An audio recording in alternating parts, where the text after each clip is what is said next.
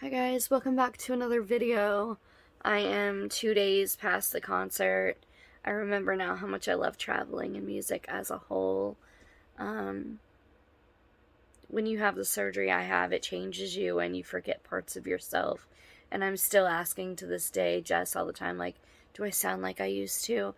I remember now that I was doing this, that I love this, and I had forgotten that, and it's just a whole weird concept of what happened to me. It was a bigger deal than I had initially thought, and I still have side effects like motion sickness and stuff, but I'm trying to cope. Anyway, I remember how much I love it, and it makes me so happy. I'm still happy. I'm still reeling from 2 days ago. I'm a little hoarse, but I don't have rehearsal till Monday.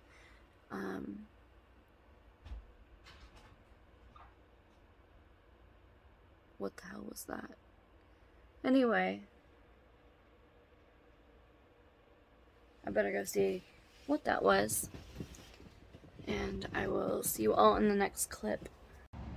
Okay, so, I'm getting ready for a date night. We're gonna go see the Elvis movie. Elvis comes into my existence. His existence comes into mine, like, so many times over. My uncle used to look like him. My aunt and uncle really liked Elvis. Actually, they've seen him in person before he died, and so that's kind of a thing. My uncle's a fan of his and has been for many, many years. So it's kind of like special to me that way. And then, I like Winona Judd, and Naomi Judd used to be Elvis's personal nurse.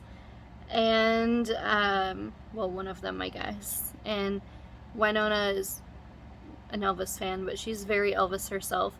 And, I guess that, Stevie and Chris Isaak covered Cotton Candy Land, this song that Elvis did. I think it sounds great. I'm a fan, so I might be a little partial, but I liked it. It was cute, very acidy, and so I heard that it opens the movie, so I'm wearing my Fleetwood Mac shirt because represent. And we're gonna go out to eat. We're gonna make it a date night. I'm excited. So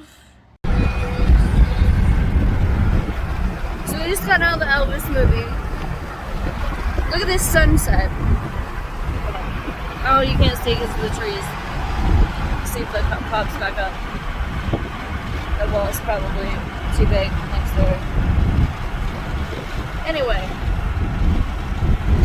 we went to the Elvis movie and it was good. It was trippy. Like, I've never done acid in my life, but I feel like if I did acid and listened to Elvis and was reading some book about his life, it would come to life like that, and an acid trip. That's how I feel. And also, oh look, there it is. Can you see it now? One of these. Damn it! Every time. Every freaking time. But anyway, that's how I feel. And 3 hours long is a long time for a movie.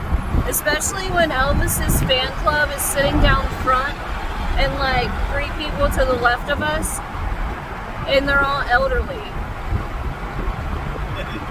Because Elvis died in 1977. Though his legacy lives on, and he is amazeballs to this day. His music will live on forever. Thank God. So many influences there. So many. But those people can't sit there that long,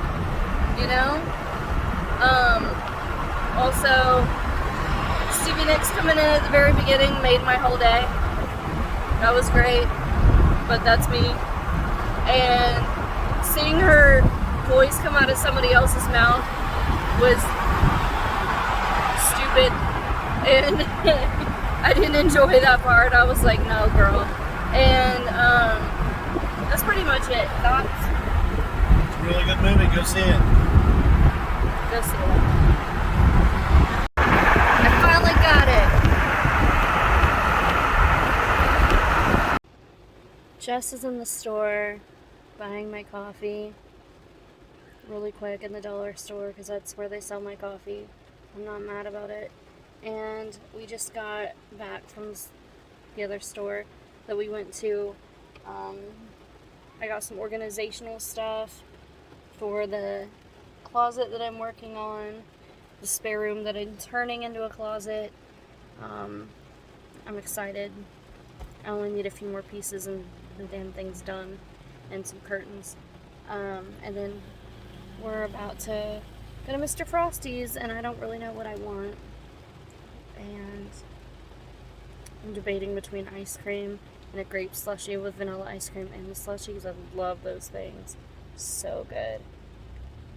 Like, really, I want to go home and work in my closet. Hi guys. I said I was going to be honest in my vlogs, and here we are being honest. I know that, like, Stevie Nicks is always like, nobody wants to see you put your makeup on. Nobody wants to see you looking like a hot mess. Like, she didn't say hot mess, but, you know, I'm not directly quoting. But this is my journey back from something really horrendously major. And I feel like watching YouTube videos helped me realize that no matter what people that I went through, they still were fighting through it, and I hope to do that for someone else. So that's why I'm doing this. My drummer canceled today, so I don't have to rehearse. I'm still going to warm up my voice in a little bit because I don't want I'm still working through, like, my hearing and my vocal cords and stuff, so, you know, I don't want to not sing, so I'm going to anyway. That's the point. Anyway, ever since surgery, and I just talked to my support group, which luckily, because of the pandemic, since, you know, I went through it during the pandemic, and I'm still kind of going through some of the stuff, it's online, so that's really convenient for me. But a lot of us are breaking out since surgery. I used to have really good skin if you look back on my videos, and now it's been like shit. So I got these little dots, and I've been reading a lot about them, so Jess but I told him I was going to get some, and he was like, okay. So I did get some of these little dots. So that's what these are.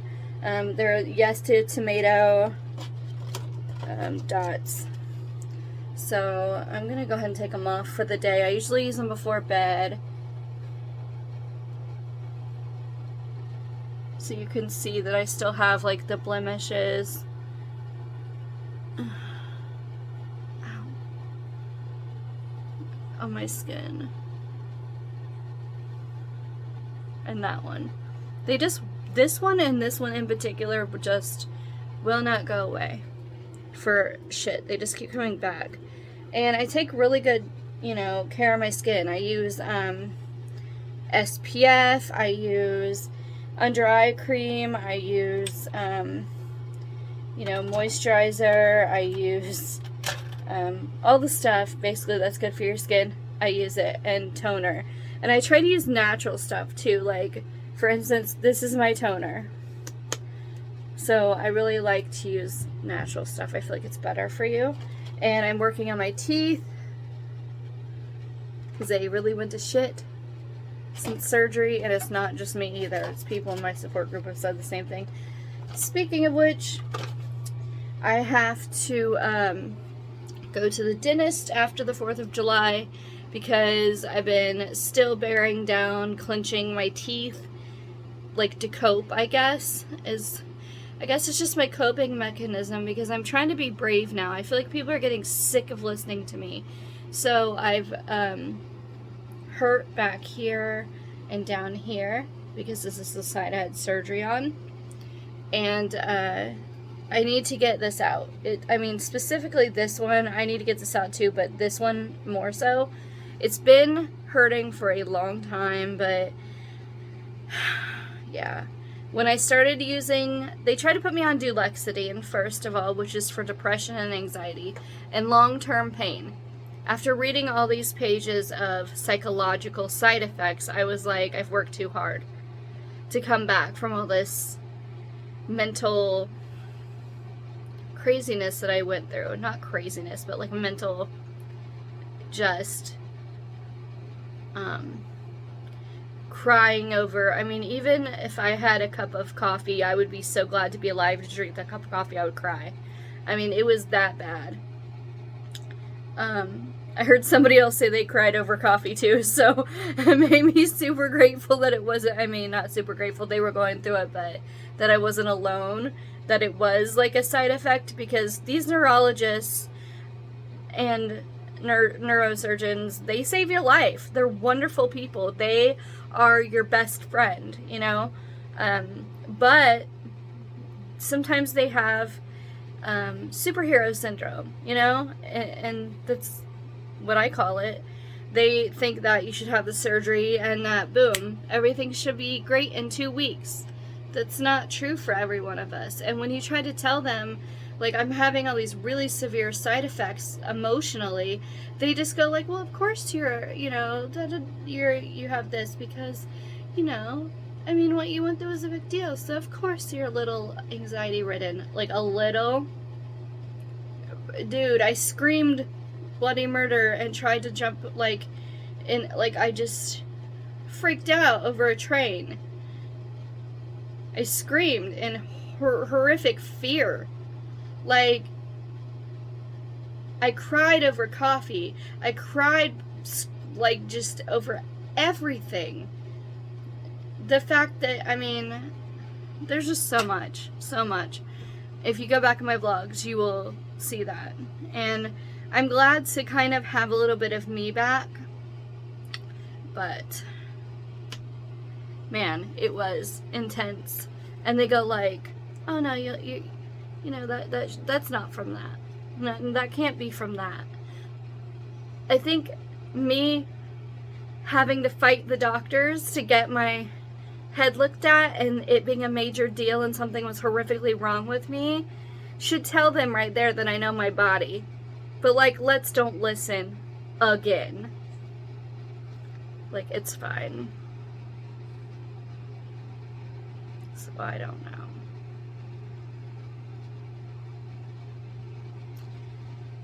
Anyway, I'm starting to kind of get back to a place that is easier for me and makes me feel like me, makes me happy. I'm taking care of myself. I'm getting things I want. I'm doing things I want. And I'm not the same person I was. I'm not a pushover anymore. I realize that I do have value. I realize that the things that I want and need do matter. And I really put them off for a long time. I would let everybody tell me no, or that they need me, and put myself aside. And I still take care of people when I can, and I try to be thoughtful, but I think I'm still angry over everything that I used to do that wasn't okay. And so I don't know, I guess I'm like, sometimes I don't even think about it now, and I just go like, nope, can't do that. Nope, not gonna do that. So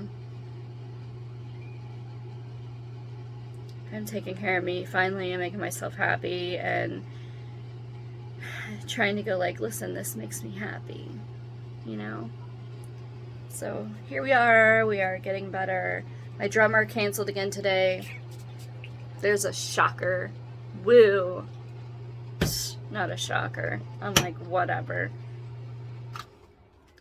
So now I have to call my old job. I'm trying to get my job back a couple days a week and start out slow and kind of work my way up, just like everybody is done with the pandemic, except for this is like a little bit more intense for me as far as the tiredness and some of the other stuff goes.